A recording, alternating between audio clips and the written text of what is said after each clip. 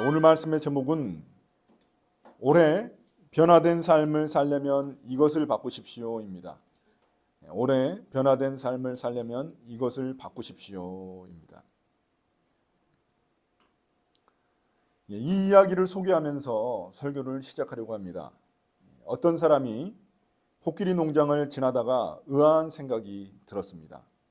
엄청난 덩치의 코끼리들을 우리에 가두거나 쇠사슬로 묶어놓지 않아 금방이라도 뛰쳐나갈 것만 같았습니다.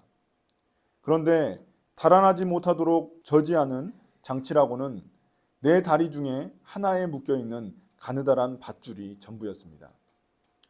육중한 체구의 코끼리들이 조금만 힘을 쓰면 언제든지 끊어버리고 도망갈 수 있을 듯 했습니다. 하지만 코끼리들은 꼼짝도 하지 않고 얌전히 묶여 있었습니다.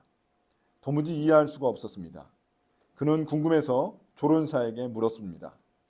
저 코끼리들은 왜 가만히 서서 탈출을 시도하지 않는 건가요? 조련사가 대답했습니다. 어려서 덩치가 조그마할 때부터 똑같은 굵기의 밧줄에 묶여 있었습니다. 당시 나이에는 끊고 도망갈 수 없었습니다. 하지만 점차 성장하면서 덩치가 저렇게 커져 쉽게 밧줄을 끊고 달아날 수 있을 만큼 힘도 세졌습니다. 그런데 아직까지도 저 가느다란 밧줄 하나에서 결코 벗어날 수 없다는 생각에 사로잡혀 있습니다. 그래서 도망치려는 시도와 노력을 아예 해보지도 않습니다. 우리가 잘 알고 있는 이야기입니다. 그렇습니다. 우리를 둘러싸고 있는 환경도 다르지 않습니다. 우리는 어려서부터 세상 가치들에 익숙하게 적응되어 왔습니다. 우리가 무의식적으로 하는 많은 일들은 그러한 세상 가치들에 의해 학습된 것들일 수 있습니다. 마치 자전거나 자동차를 처음 배우고 살피며 타야 하지만 익숙해지고 나면은 무의식적으로 타는 것과 같습니다. 세상 가치도 마찬가지입니다. 우리는 세상에 길들여진 가치라는 밧줄에 나도 모르게 묶여 있습니다. 그 가치들은 우리 인생의 상상력을 제한하고 또 정해진 틀 속에서만 생각하고 행동하게 만듭니다. 하나님은 우리를 구원하신다는 그런 의미는 어떤 의미에서 그 밧줄을 끊어 주셔서 우리가 진정한 자유와 상상력을 맛보게 하시려는 일이라고 말할 수 있습니다. 오늘 우리가 볼 말씀은 신명기의 핵심에 해당합니다. 신명기가 어떤 책입니까? 죽음을 앞둔 모세가 하나님의 말씀을 받아서 이스라엘 백성들에게 유언처럼 남긴 책입니다. 이스라엘 백성들은 이제 곧 가나안 땅에 들어가게 되는데 그 땅에서 그들이 반드시 명심해야 될 말씀을 전하고 있는 것입니다. 하나님은 이스라엘 백성들이 약속의 땅에서 참된 자유와 평안을 누리며 살아가기를 원하시는 것입니다. 그 삶이 바로 하나님이 주시고자 하는 복된 삶입니다. 과연 그들은 이런 복된 삶을 어떻게 누릴 수 있을까요? 그것이 우리에게 주는 의미는 무엇일까요? 1절부터 3절을 먼저 보도록 하겠습니다. 이것은 주 당신들의 하나님이 당신들에게 가르치라고 나에게 명하신 명령과 규례와 법도입니다. 당신들은 건너가서 차지할 땅에서 이것을 지키십시오. 당신들이 주 당신들의 하나님을 경외하며 내가 당신들에게 명한 모든 주님의 규례와 법도를 잘 지키면 당신들과 당신들 자손이 오래오래 잘 살 것입니다. 그러니 이스라엘 자손 여러분, 이 모든 말을 듣고 성심껏 지키면 주 당신들 조상의 하나님이 당신들에게 약속하신 대로 젖과 꿀이 흐르는 땅에서 당신들이 잘되고 크게 번성할 것입니다. 여기서 모세가 강조하고 있는 말씀은 무엇입니까? 한마디로 말해서 하나님 말씀에 잘 순종하라는 것입니다. 하나님 말씀에 잘 순종해야만 젖과 꿀이 흐르는 약속의 땅에서 오랫동안 잘 살 수 있다는 것입니다. 이스라엘 백성들이 하나님께 궁금했던 것은 어쩌면 다른 것일지도 모릅니다. 그들은 어떻게 하면 우리가 이 땅에 살고 있는 거대한 민족, 엄청난 민족들을 몰아내고 이 땅을 점령할 수 있습니까? 이게 궁금했을 수 있습니다. 또 어떻게 하면 우리가 이 땅에서 정말 농사를 잘 지어가지고 먹고 살 만큼 그렇게 잘 살 수 있을까요? 이런 것들이 하나님께 궁금했을 수 있습니다. 그러나 하나님은 이스라엘 백성들에게 딱 한 가지만 말씀하십니다. 그것이 무엇입니까? 하나님 말씀에 잘 순종하면서 살아야 한다는 것입니다. 다른 것들은 걱정하지 말라는 것입니다. 그럼 하나님은 왜 이렇게 말씀에 대한 순종을 강조하시는 것일까요? 신명기에서 자주 강조되는 사건이 있습니다. 바로 시내산 사건입니다. 모세가 시내산에 올라가가지고 이스라엘 백성들은 이제 시내산에 접근하지 못하고 주변에 있다가 모세 혼자 올라가가지고 10계명을 받게 되죠. 그 사건을 굉장히 강조하고 여러 번 반복하고 있습니다. 왜 그 사건이 중요할까요? 왜냐하면 그곳에서 하나님이 이스라엘 백성들과 언약을 맺으셨기 때문입니다. 그곳에서 하나님은 이스라엘 백성들이 나의 소유이고 나의 백성이라고 말씀하셨습니다. 이집트 땅에서 이스라엘을 구원해 주신 이유도 바로 이러한 언약 백성을 만드시기 위함이었습니다. 그럼 도대체 하나님의 언약 백성이 되었다는 것이 어떤 의미일까요? 결혼에 비유할 수 있습니다. 한마디로 말해서 하나님이 그들을 이스라엘을 신부로 삼아서 그들을 책임지시겠다는 그런 의미입니다. 젖과 꿀이 흐르는 풍요의 땅에 들어가 오랫동안 하나님의 복을 누리며 살아갈 수 있도록 해주시겠다는 것입니다. 호강시켜 주시겠다는 그런 의미입니다. 참 보잘것없는 이집트 노예에 불과하던 민족에게는 정말 과분하고 놀라운 축복과 특권입니다. 저도 제 아내를 책임지겠다고 하고 결혼을 했습니다. 그렇지만 저랑 결혼한 게 아내한테 얼마나 큰 특권이겠습니까? 아니면 제가 그런 특권을 누리고 있는 것일까요? 아무튼 이스라엘은 엄청난 특권을 누린 만큼 그에 따르는 의무도 주어집니다. 그것은 바로 하나님만 일관되게 섬겨야 한다는 것입니다. 결혼한 남편과 아내가 바람 피우지 않고 서로에게 충성해야 할 의무가 있듯이 말입니다. 이러한 의무는 그들의 특권과 축복에 비하면 그리 대단한 것이 아닙니다. 엄청난 것을 하나님이 요구하고 계신 것이 아닙니다.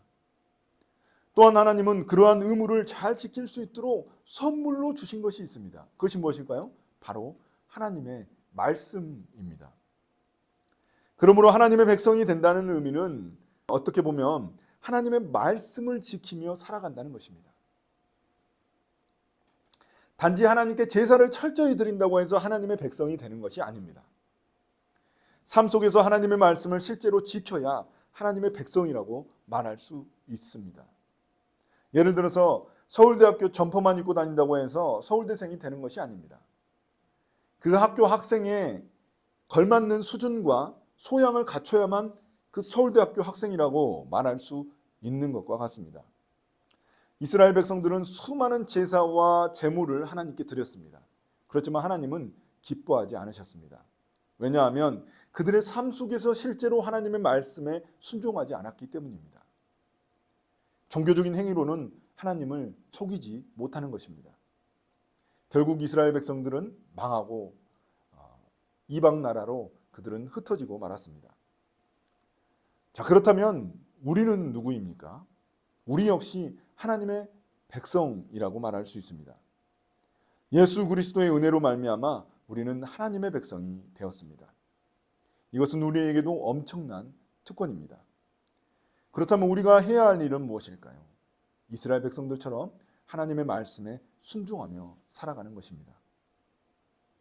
예수님 역시 누가 진정으로 그리스도인인지 말씀해 주십니다. 마태복음 7장 21절 22절인데요. 나더러 주님 주님 하는 사람이라고 해서 다 하늘나라에 들어가는 것이 아니다. 하늘에 계신 내 아버지의 뜻을 행하는 사람이라야 들어간다. 그날에 많은 사람이 나에게 말하기를 주님 주님 우리가 주님의 이름으로 예언을 하고 주님의 이름으로 귀신을 쫓아내고 또 주님의 이름으로 많은 기적을 행하지 않았습니까? 할 것이다. 이 말씀에 따르면 과연 누가 그리스도인입니까?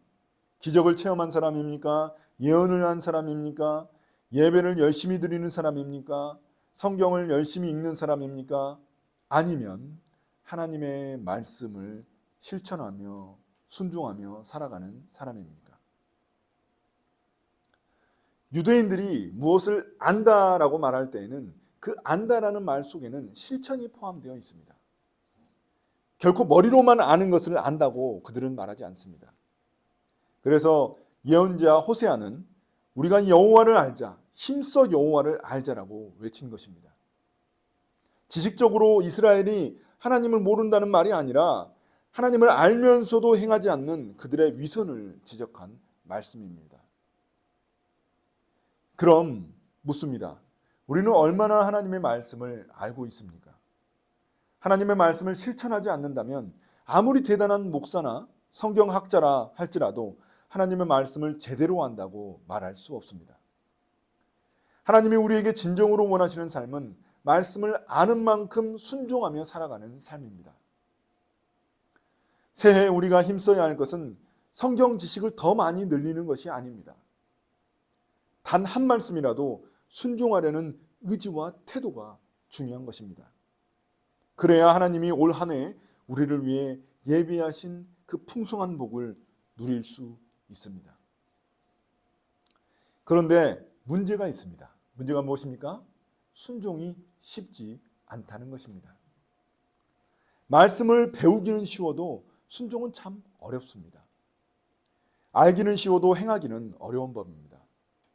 순종해야 하나님의 복이 나에게 예비하신 그 복이 나에게 임한다는 것을 알지만 참 그 말씀을 순종하기는 어렵습니다. 왜 이리 어려울까요?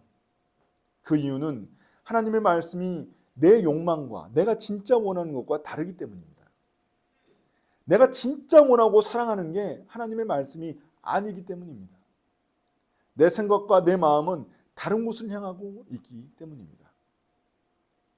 그럼 과연 우리는 어떻게 하나님의 말씀에 순종할 수 있을까요? 4절과 5절입니다. 이스라엘은 들으십시오. 주님은 우리의 하나님이시요 주님은 오직 한 분뿐이십니다. 당신들은 마음을 다하고 뜻을 다하고 힘을 다하여 주 당신들의 하나님을 사랑하십시오.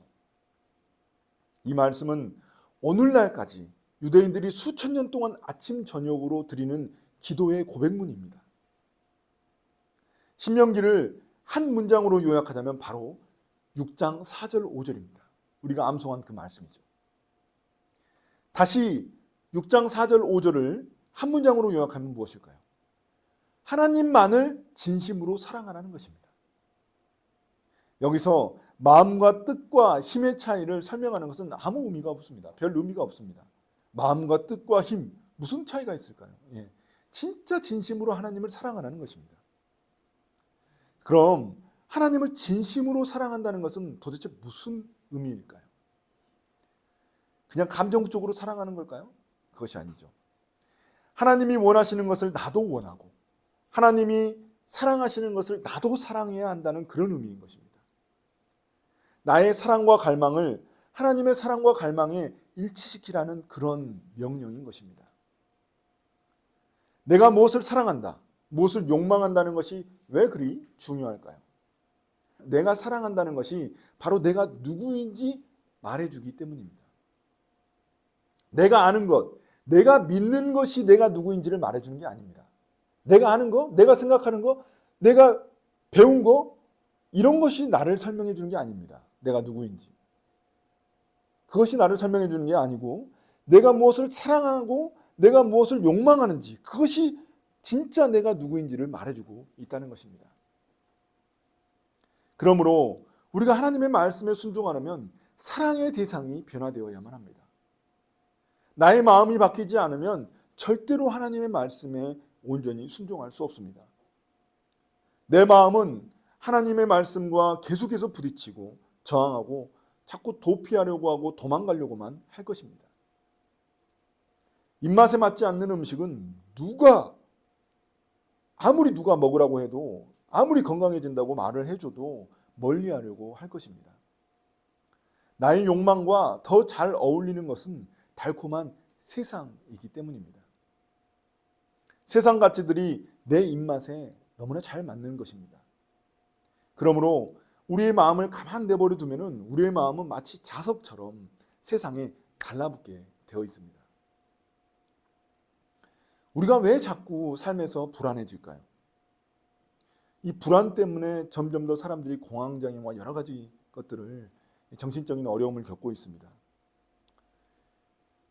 우리가 왜 자꾸 불안해질까요? 우리 마음을 이 나침반에 비유하자면은 우리의 마음의 방향이 하나님을 향해 있지 않기 때문입니다. 우리는 본래 하나님이 아닌 다른 존재를 사랑하면 결국 불안을 느낄 수밖에 없는 존재입니다. 하나님이 우리를 그렇게 만드셨습니다. 기독교 역사상 가장 위대한 학자 중 한 명인 어거스틴은 이것을 중력에 비유했습니다. 불은 항상 위를 향해서 올라갑니다. 불을 어떻게든 막든 간에 불에다가 지붕을 씌워도 불은 어떻게든 위로 올라가려고 하는 그런 경향성을 가지고 있습니다. 돌은 항상 아래를 향하려고 합니다. 돌은 항상 밑으로 떨어지려고 하죠. 또 물속에 공을 넣어 보셨습니까? 물속에 공을 넣어가지고 막 눌리잖아요. 그럼 물속에서 공이 막 튀어오르려고만 합니다. 그래서 물속에다가 공을 가두려고 하면은 공이 막 위로 튀어오르려고 하니까 공이 막 불안해지는 것이죠. 공이 막 불안한 상태로 그렇게 되는 겁니다. 이 어거스틴은 우리의 마음도 같다고 말합니다. 우리의 마음이 세상을 향하면 항상 불안하고 쉼이 없다는 것입니다. 우리의 마음이 향할 자리는 어디일까요? 바로 하나님입니다. 우리 영혼의 참된 안식은 우리가 하나님을 사랑할 때 임하는 법입니다. 이번 설교를 준비하면서 제임스 스미스, 이 기독교 철학자인데요. 제임스 스미스의 습관이 영성이다라는 책을 다시 한 번 더 읽어보았습니다. 그는 이 책에서 이렇게 말합니다. 우리가 무의식적으로 행하는 일이 바로 우리가 진짜 사랑하는 것이라고 말합니다. 제가 예전에도 말씀드린 적 있죠. 우리의 무의식이 훨씬 더 우리를 많이 차지하고 있고 우리의 의식은 겨우 빙산의 일각에 불과하다고 말입니다. 우리가 무의식적으로 행하는 일들이 바로 우리가 진짜 사랑하는 것들입니다. 우리가 하루 동안 의식적으로 행하는 일은 겨우 5%에서 10%에 불과합니다. 그 나머지 90%에서 95%는 우리가 무의식적으로 하는 그런 행동들이라는 것입니다. 한번 잘 생각해 보십시오. 아침에 일어나자마자 습관적으로 하는 일이 무엇입니까? 우리는 머릿속으로는 묵상하거나 기도해야 한다고 생각합니다. 그러나 정작 우리가 무의식적으로 제일 먼저 하는 일은 핸드폰을 보는 일입니다. SNS 검색하는 겁니다. 유튜브 보는 것입니다. 그것이 바로 우리가 진짜 원하고 욕망하고 사랑하는 것이기 때문입니다. 그는 우리의 이러한 무의식적 행동들이 바로 습관이라고 말합니다.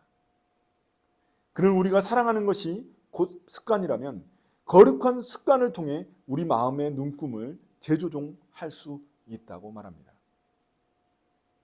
우리의 마음은 마치 나침반 같아서 가만 내버려두면 자꾸 세상을 향하게 되는데 거룩한 습관들을 통해서 우리의 마음을 하나님께 재조종할 수 있다는 것입니다. 하나님이 이스라엘 백성들에게 우상 숭배를 그토록 강하게 금지하신 이유도 바로 이것 때문입니다.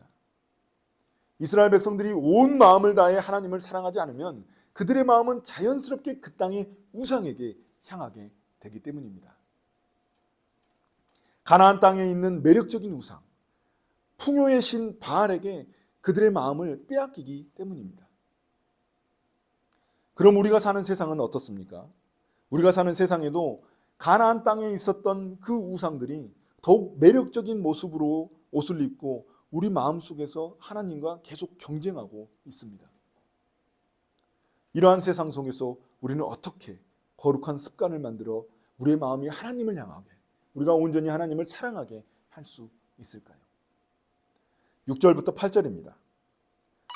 내가 오늘 당신들에게 명하는 이 말씀을 마음에 새기고 자녀들에게 부지런히 가르치며 집에 앉아 있을 때나 길을 갈 때나 누워 있을 때나 일어나 있을 때나 언제든지 가르치십시오.